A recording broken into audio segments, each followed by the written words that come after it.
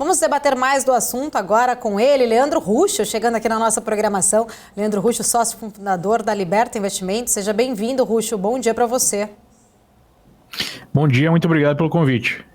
Obrigada. Ruschel, com essa notícia, né, a gente tem trazido aqui desde manhã cedo, falando mais sobre a quebra de bancos nos Estados Unidos. Queria entender se você acredita que há uma grande nova crise se aproximando, ou todas essas medidas, né, colocadas ali em vigor, em prática pelo governo americano, podem surtir algum efeito e conseguir controlar uma possível crise no sistema financeiro americano? Olha, eu acho que essa é uma pergunta que ainda, né, teremos que esperar para responder, porque pode ser algo que fique contido a esses bancos. A gente já está vendo outros bancos aí apresentando algumas dificuldades, uma queda mais forte, como o First Republic Bank, que tem características parecidas com o Silicon Valley Bank.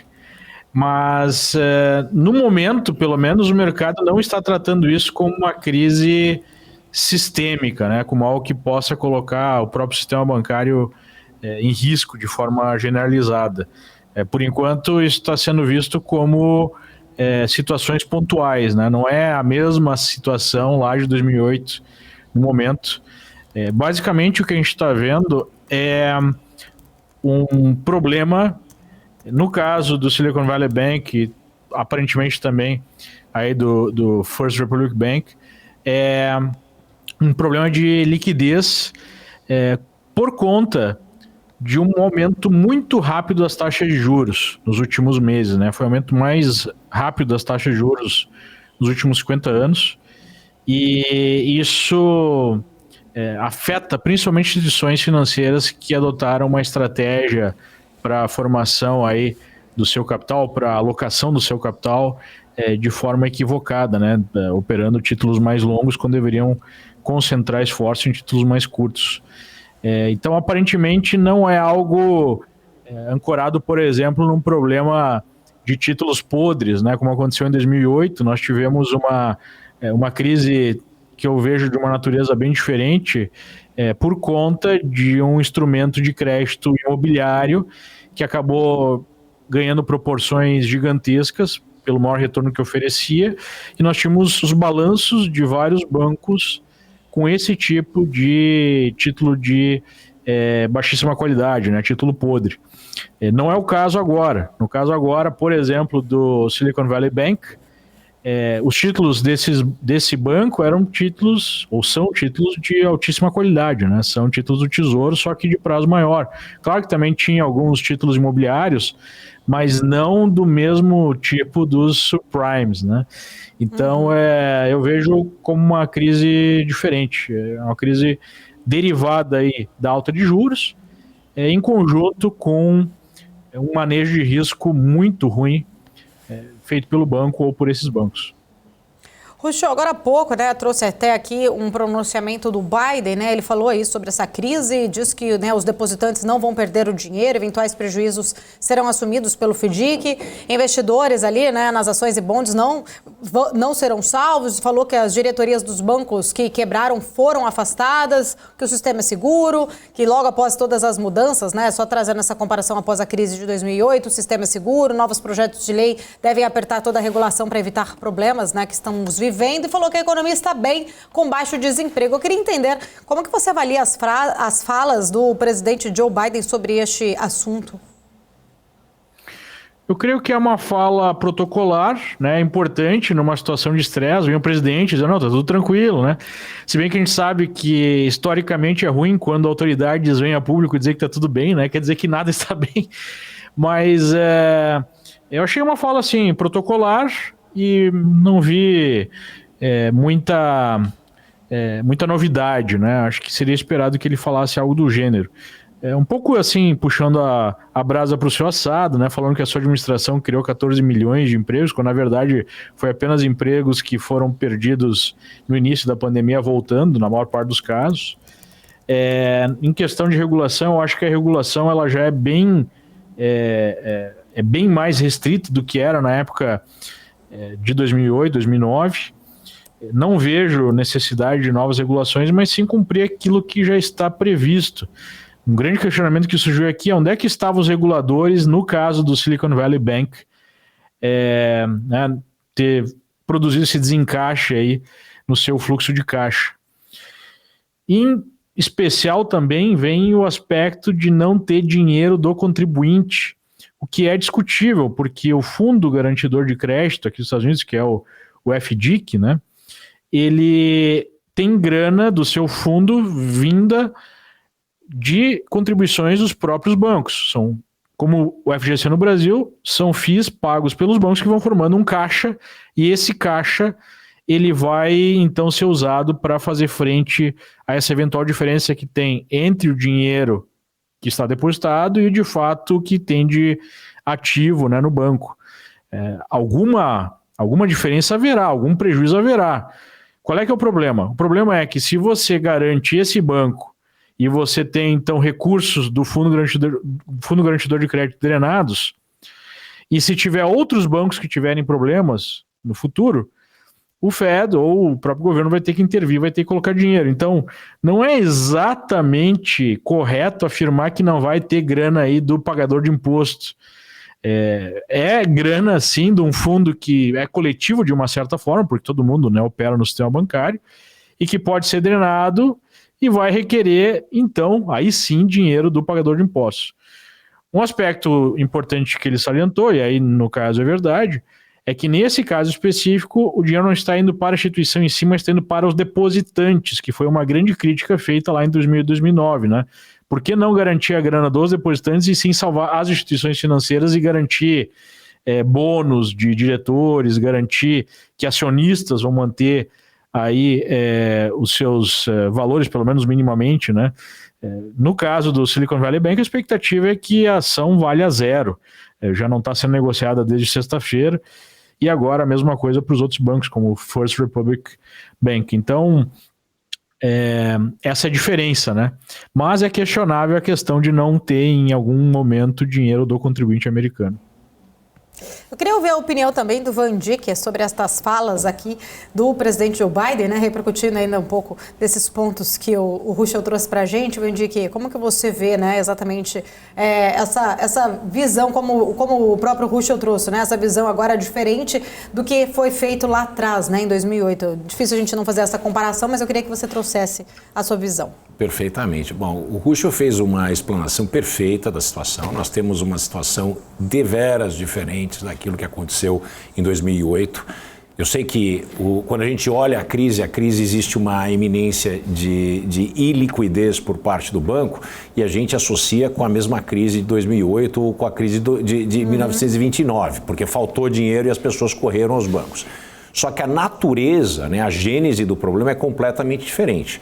Em 2008 foram feitas uma série de empréstimos totalmente irresponsáveis para pessoas que não tinham condição de pagar, principalmente as suas mortgages, as suas hipotecas. Atualmente nós temos uma crise por excesso de liquidez, né? O Silicon Valley recebeu dinheiro que era colocado por venture capitalists e por fundos de private equity, mas principalmente pelos VCs, em empresas da região que se tornavam extremamente líquidas e ricas. E aí essas empresas depositavam o dinheiro que tinham recebido, os aportes que eles tinham recebido dos venture capitalists no Silicon Valley Bank. Certo? Existia até uma relação entre os maiores VCs e o próprio Silicon Valley Bank, que tinha fundos de investimento, quer dizer, se retroalimentava. Muito bem.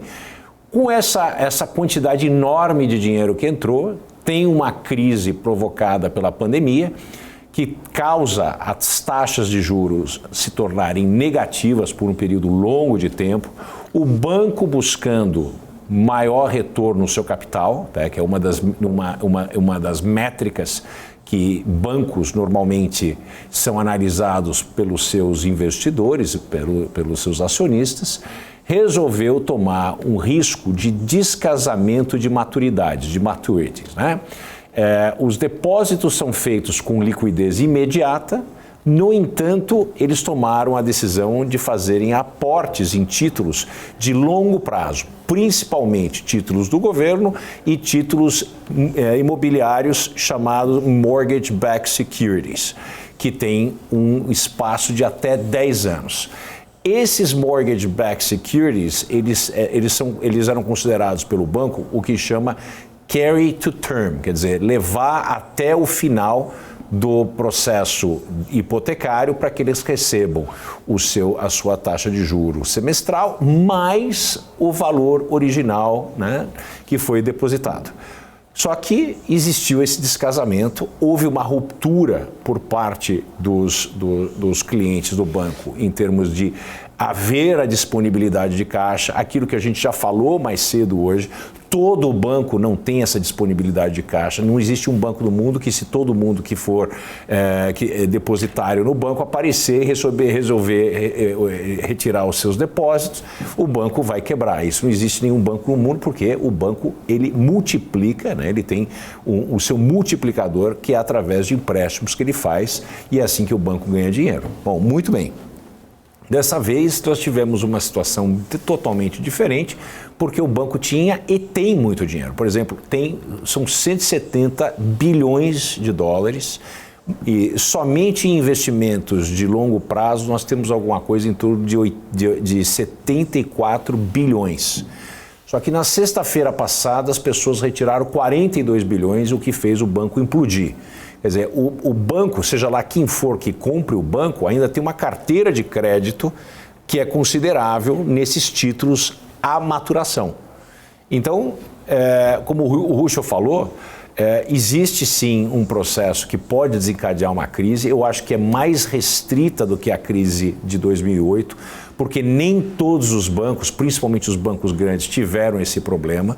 Tá? Então isso é uma iliquidez mais restrita e temporária, porque o dinheiro existe, não é diferente da crise de 2008, que o dinheiro não existia, as pessoas pararam de pagar as suas hipotecas. Então é bem diferente a situação. O dinheiro existe, só que ele existe lá para frente. Uma vez que esses juros eram tão baixos, né, eles buscaram melhores retornos nos seus assets, tomaram essa decisão equivocada, né, não foram prudentes o suficiente. Os reguladores também não entraram e falaram, espera um pouco, você não pode ter a maior parte do seu capital alocada a perder de vista 10 anos, enquanto grande parte, a maioria das pessoas que tem aqui tem depósitos que têm maturidade imediata, né, que tem essa possibilidade de liquidez imediata, e dessa maneira houve um erro de gestão de risco, obviamente, que é a responsabilidade integral do banco, então o Fed e junto com o FDIC, que é o seguro para os depositários, juntamente com o Tesouro Americano, abriram uma facilidade de crédito para bancos em geral, até 250 bilhões de dólares, com a expectativa de que a gente resolva o problema do Silicon Valley Bank, tiveram outros dois que quebraram, mas bem menores, resolva o problema desse pessoal, assegure os depósitos de todos, inclusive os depósitos acima de 250 mil dólares, que em tese não são assegurados pelo FDIC, então eles estão fazendo isso, que é diferente de 2008, quando a gente pagou os bancos para continuar, fez uma injeção de caixa nos bancos.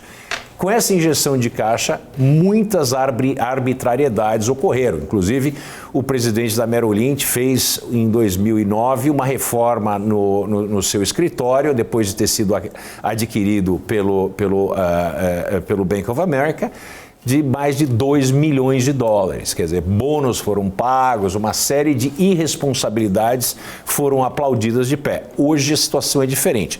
No entanto, como o Ruschel falou, se houver uma crise sistêmica e outros bancos tiverem um problema de iliquidez, em alguns casos insolvência, aí ultrapassaria esse limite dessa linha, essa facilidade de 250 bilhões e certamente o Tesouro americano arcaria juntamente com o Fed, que seria, vamos dizer assim, o emprestador de última instância, né, que é uma das funções de Banco Central, para que a gente não tivesse um colapso do sistema bancário. Aí sim, de fato, o pagador de imposto vai entrar com seu dinheiro, certamente. Agora, isso ainda não se desencadeou, isso é uma tese e eu acredito que existem insumos para mostrar que é muito mais localizado o problema com certos tipos de banco do que uma crise que se alastraria para todo o sistema bancário americano. No entanto, nesse momento nós estamos naquela situação que a gente chama, né, do fog of war, né? A gente tem aquela situação de neblina da guerra, a gente não consegue ver muito do outro lado e a gente está atuando mais de maneira especulativa do que uma maneira que seja uma visibilidade completamente aberta, onde a gente possa tomar decisões mais pautadas na razoabilidade de longo prazo. Ruschel, só para a gente encerrar, né, eu queria trazer a sua visão também sobre essa situação, se você acredita que essa quebra aí do SVB, de toda essa situação bancária aí americana, se você acredita que isso vai exigir um Fed menos duro agora, né, com os juros nos Estados Unidos já na reunião de março, se isso poderia trazer um impacto, né, como algumas casas já vêm trazendo a visão ali de que o Fed pode, né, não pode se dar ao luxo de interromper as altas, mas poderia diminuir, não ser tão duro ali como se previa até na semana passada. Como que você está vendo essa situação? Sem dúvida, né? A gente está vendo toda a curva para baixo. A expectativa era de um aumento de pelo menos 25 pontos. Havia 0% de chance, pelo menos nas taxas implícitas pelo mercado futuro, de uma alta de zerada, né? Pelo menos uma alta de 25 ou de 50 iria acontecer, segundo o mercado. E agora já há uma chance aí, segundo o mercado futuro, de 35% de manutenção nas taxas, né, como estavam na última reunião. O que eu acho que essa crise do Silicon Valley Bank está demonstrando, e de outras empresas, outros bancos aí no setor que quebraram, é que há um limite para o aperto monetário por conta dos bancos centrais, dado o nível de endividamento do sistema, dado aí o nível de alavancagem que nós temos no mundo, seja de governo, seja de pessoas, seja de instituições, né, financeiras ou não. Ou seja, tudo sugere aí que nós vamos ter no mundo uma fase de um patamar mais elevado de inflação, uma tolerância maior com a inflação, com um crescimento limitado, justamente por conta desse nível de endividamento. O mercado já sobe agora no curtíssimo prazo, justamente por conta dessa expectativa de uma pausa nesse aperto monetário, ou até a expectativa de finalização desse aperto monetário, já que nós já estamos começando a ver os corpos aí, né, aparecendo conforme a água vai baixando, né, a água baixando aqui no sentido de secagem da liquidez do sistema.